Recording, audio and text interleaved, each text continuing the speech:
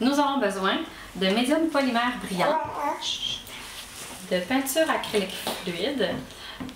C'est important qu'elle soit fluide parce qu'on veut deux textures similaires de médium pour que ça se mélange bien entre elles. Des brillants de toutes sortes, donc plus style paillettes ou plus style scintillant. J'ai même des petites étoiles.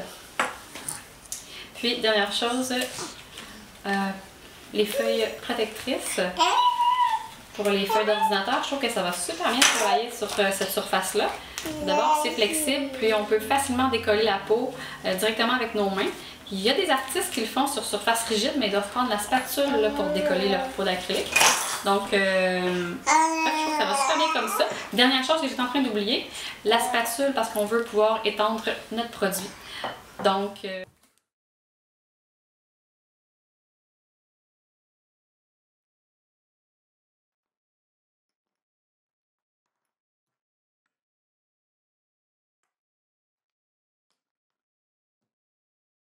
bonjour, mon nom est Kim Normandin, je suis artiste peintre à Saint-Césaire.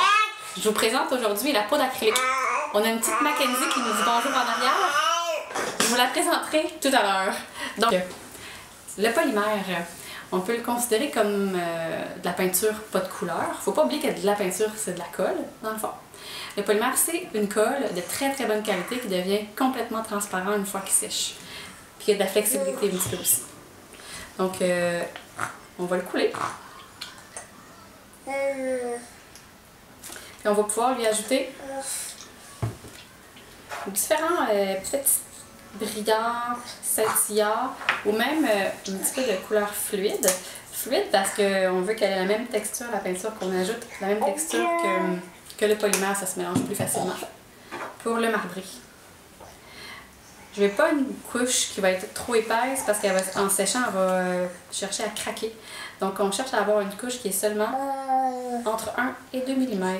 C'est préférable de mettre une couche plus mince qui va être trop fragile sur laquelle on va rajouter une deuxième couche 24 heures plus tard, une deuxième couche mince.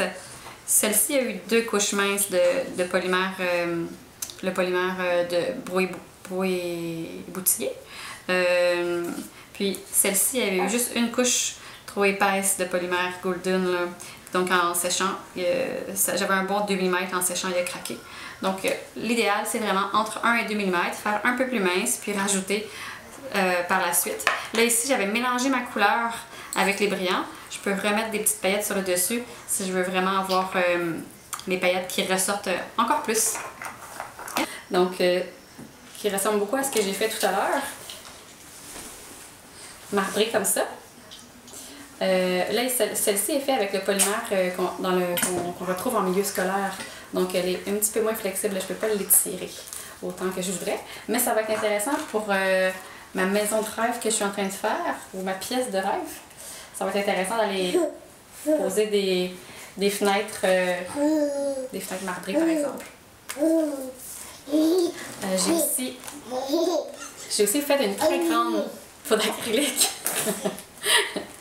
Je l'ai tournée, puis j'ai ajouté des petites lumières dedans, donc ça me fait un sapin, justement encore, pour ma petite maison de rêve que j'étais en train de préparer avec ma poulette.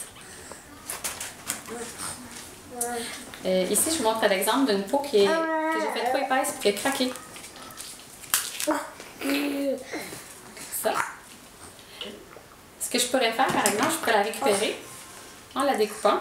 Puis j'ai vu des artistes faire ça sur le web.